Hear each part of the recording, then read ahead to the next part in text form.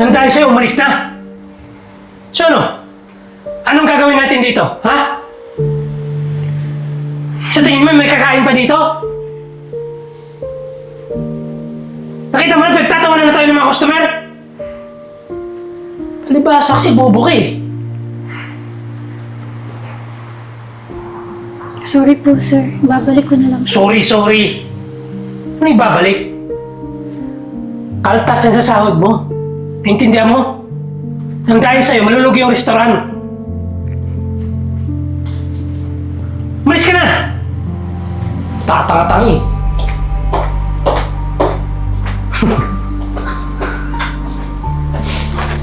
Ito na po yung order niyo, sir. Thank you. Enjoy po.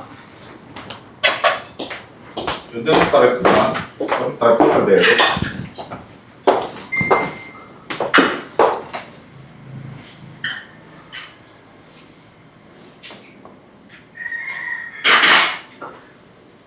Please!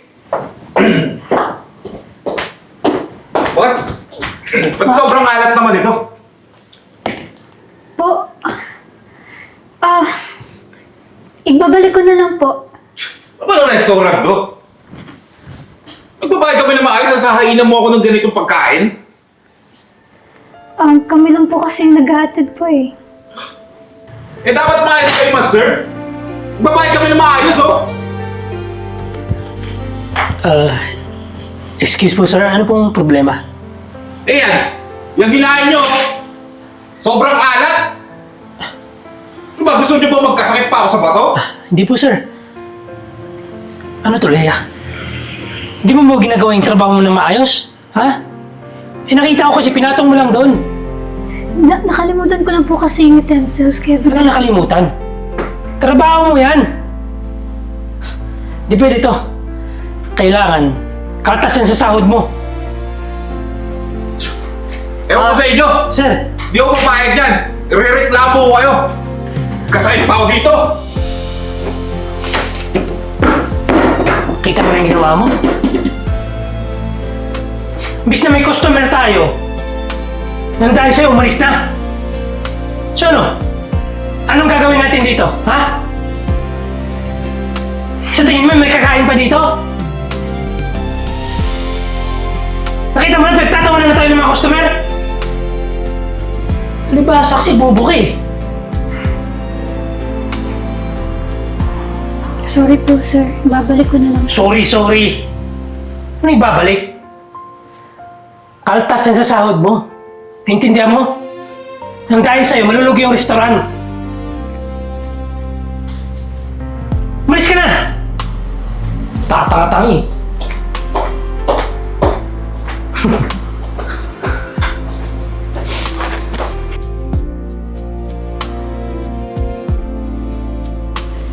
Leia?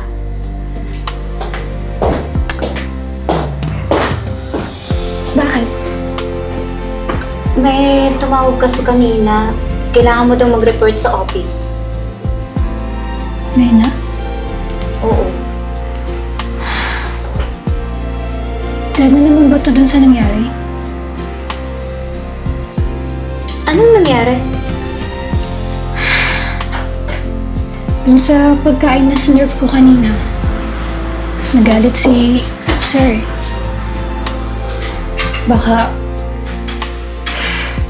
Baka yun yung dahilan.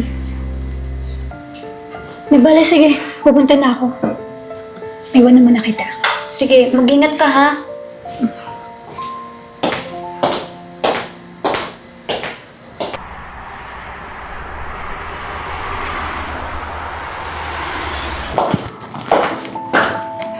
Ako, Sir. Morning, Leia. Pinatawag kita sa opisina ko kasi may nabalitaan ako na may sabotahe daw nangyayari. Gusto kong marinig yung side mo. Kasi to be honest, Leia, maganda yung mga record mo sa restaurant na to and isa ka sa pipiliin namin maging supervisor. Pwede mo namang i-explain yung side mo. Kikinig naman ako. Sir, ang nangyari po kasi nung time na yun, dinala ko na po para ibigay dun sa customer yung order niya. Hindi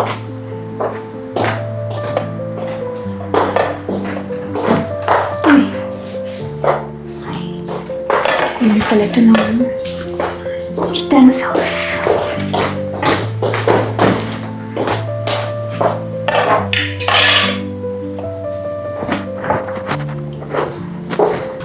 Okay, Leia. Magpapakondak kami ng investigasyon dito sa restaurant na to and mabalitaan na lang kita kung may clear investigation na. And sana totoo yung mga pinagsasabi mo, Leia. Nawal po kayo, sir. O siya, pwede ka nang malis sa office ko. Thank you po. Salamat.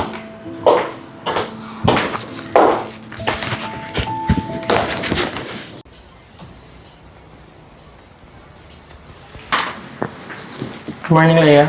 Good morning po, sir. Pakitawag si Anna at si Francis. Okay.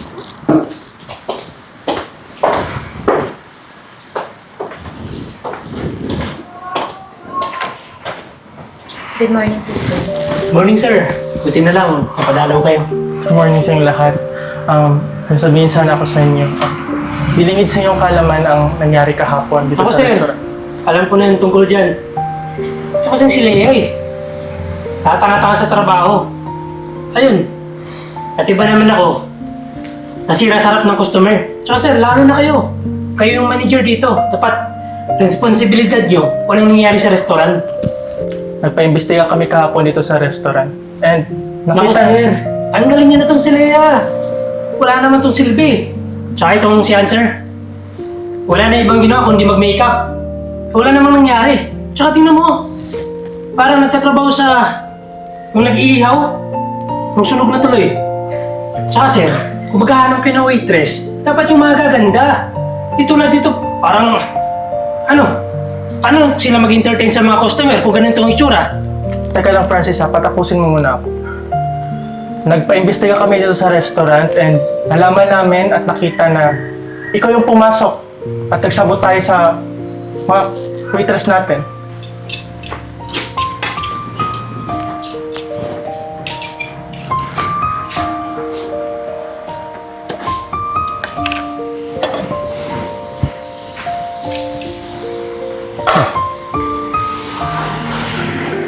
Tingnan ko lang kung hindi ka matatanggal dito.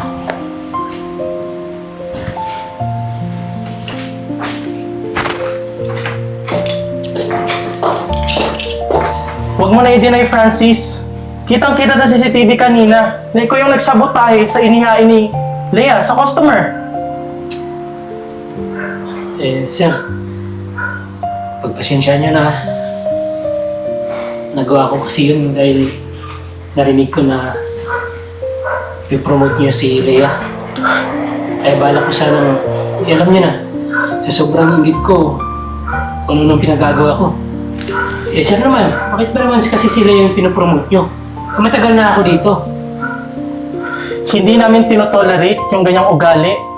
Kasamaan ang pinapakita sa restaurant na to, Francis. At sa pa, masipag si Lea kaya pinomote ko siya. Simula ngayon, Francis, terminated ka na. Pwede ka na umalis sa restaurant na to. Sir naman. Sir, handa naman ako magbago eh. Wala nang panahon para magbago, Francis.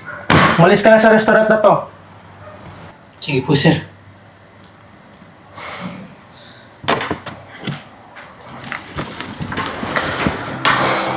Lea, pasensya ka na. Pagbintangan ka patuloy. O siya, kita naman namin na porsigido ka at masipag ka sa trabaho mo. Kaya ngayon, promoted ka bilang supervisor sa restaurant na to. Thank you po, sir. Thank you so Congratulations. much po. Congrats, Leia, ha? O siya, pwede niyo pa akong paghandaan ng pagkain? Gutom na Sige gutom po, na sir. kasi. Sige po, sir. Thank you po.